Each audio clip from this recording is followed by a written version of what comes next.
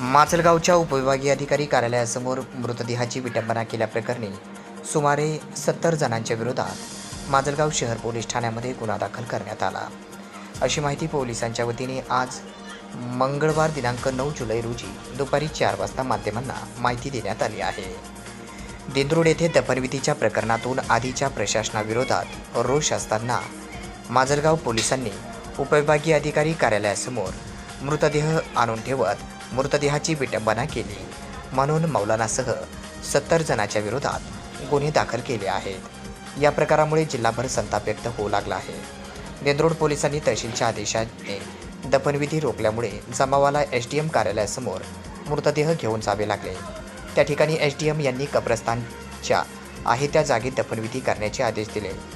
असे असताना पोलिसांनी मौलवीसह 70 जणांविरुद्ध गुन्हे दाखल केले आहेत। मात्र या प्रसंगामुळे मोठा संताप देखील व्यक्त केला जात आहे।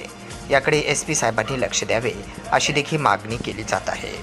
जिल्ह्यात यापूर्वीही दफनविधी अंत्यविधीवरून असे प्रकार घडले आहेत। एसडीएम ऑफिस, तहसील कार्यालय आणि पोलीस ठाण्यासमोर मृतदेह आणून ठेवण्यात आलेले आहेत। मात्र त्यावेळी कधी अशा स्वरूपाचे गुन्हे दाखल झाले नाहीत अशी देखील खंत त्यांनी व्यक्त केली आहे।